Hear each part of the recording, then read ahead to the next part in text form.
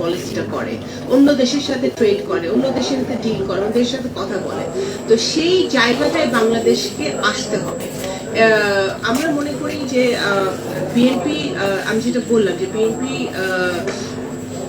যদি আগামী দিনে সুষ্ঠু ভোটের মাধ্যমে সরকার গঠন করে, BNP foreign policy would be very clear. We will have a free market economy. আমাদের ইকোনমিক রিফর্মটা সবচেয়ে বেশি গুরুত্বপূর্ণ, এবং সেই ক্ষেত্রে আমরা বাংলাদেশে ইনভেস্টমেন্টের জন্য, বাংলাদেশের উন্নয়নের জন্য, বাংলাদেশের ট্রেড পার্টনারদের সবার সাথেই আমাদের একটা ফ্রি মার্কেট ইকোনমির রিলেশনশিপ থাকবে, যারা সবাই ইনভেস্ট করতে পারবে। কিন্তু আমাদের এখানে একটি কথা আছে, ইয়াং জেনারেশন যে কথাটা বলে যে এই যে কিছুদিন আগে 32 নম্বরে একটা ঘটনা ঘটেছে, কারণ হাসিনা ওখানে একটা বলেছে। এই ঘটনার পরে ভারত একটা স্টেটমেন্ট দিয়েছে, আপনারা দেখেছেন।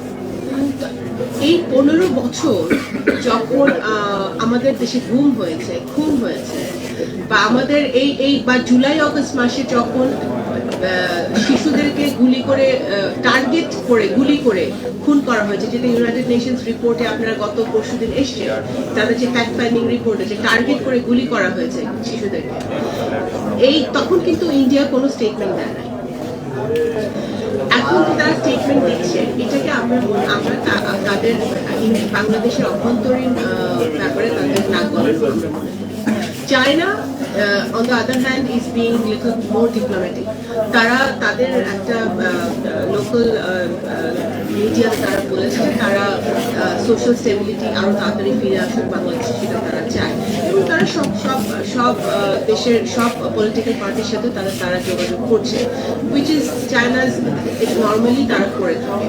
তা আমি এতটুকুই বলতে চাই যে কোনো দেশের ফরেন পলিসি বা জিও পলিটিক্স বলেন, এই দেশের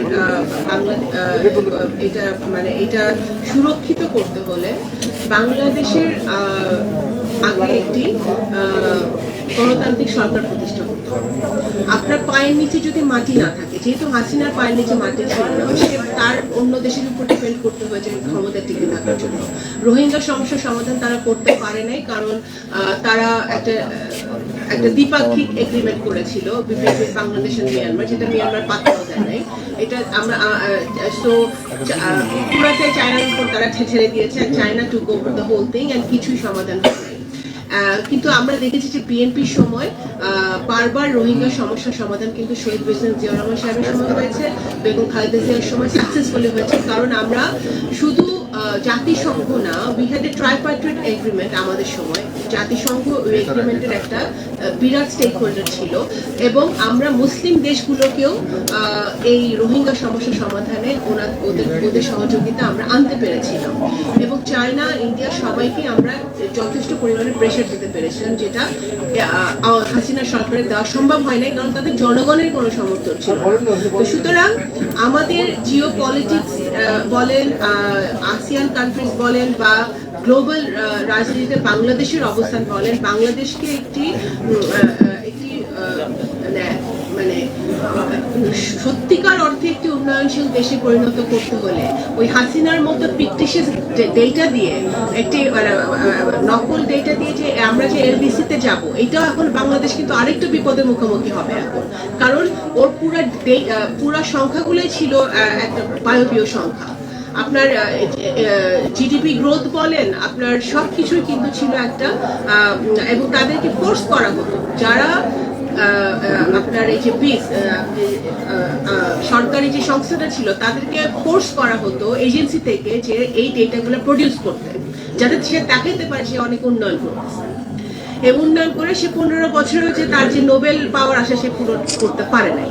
হ্যাঁ, তো এখন সেই বাস্তবতায় আমরা কিন্তু এই পোস্ট হাসিনা আমাদের সুযোগ হয়েছে নতুন বাংলাদেশের নতুন প্রজন্মর আশা আকাঙ্ক্ষা যদি বাস্তবায়ন করতে হয়, তাদের স্বপ্নকে যদি বাস্তবায়ন করতে হয়, তাহলে দেশপ্রেমের জায়গা থেকে, প্যাট্রিয়টিজমের জায়গা থেকে, জনগণের স্বার্থের জায়গা থেকে আমাদের প্রত্যেকটা দেশের সাথে সম্পর্ক হওয়া উচিত, এবং ফরেন পলিসি ওইভাবেই হওয়া উচিত। ধন্যবাদ। আসসালামু আলাইকুম।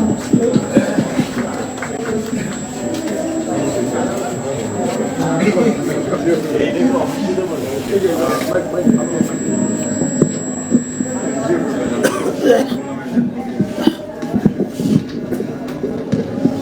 I shouldn't make a mistake again.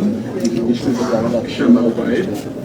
And thank you so much for a very beautiful speech. Politically, domestic. Is my good working? Okay, this is what happened. Okay. Thank you so much to Ms. Shama Ubaid for her beautiful speech. Very pragmatic, very practical. And what is the political challenges of Bangladesh at this moment, how India is interfering in Bangladesh, and what is the viewpoint of BNP to challenge that position. Thank you for making very brilliant, very articulate speech on Bangladesh situation today. And once again, thank you for coming. It's an honor for us. Okay, now, according to our program, Manna Bhai, Mahmood Rahman Manna, he is supposed to speak next. He sent a text message that he has a meeting now with Professor Yunus. So he has to go there because it is priority number 1. So he cannot come. Sorry for this. So we shall open the platform for discussion. Anybody wants to speak, raise your hand or you give your name to me. Then we shall call one by one.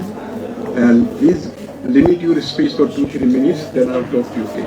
So floor is now open. If you have any questions, please send your name to me. You have papers in front of you, and please limit your speech for 2 minutes. Okay? Is there any volunteer? Somebody can start now for 2 minutes. Then in the meantime, please. Okay, all of you understand what I'm saying. সবাই বুঝেন কি বলছি? Yeah, of course. সবার নাম দিবেন. My problem is finding out Bengali words to express my mind. Okay, I will be speaking Bengali like you very soon. At this moment, cannot find words to express my mind all the time. যারা কথা বলতে চান, please একটা কাগজে নাম দিয়ে দেন এখানে. 2 minutes. আপনাদের ফোল্ডারে you have papers. Write your name. In the meantime, যদি কেউ কথা বলতে চান, please raise your hand. And please limit your speech for 2 minutes. Yes, go ahead, please. Okay, this is Azad Fakir. Fakir Azad. Yeah, he's fine. You can stand up. Hey, mic should go there. One. Hey, Kajol, mic should be there.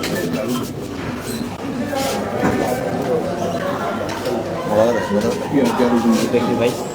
Apa beru ilu? Yeah. Hey, mic me.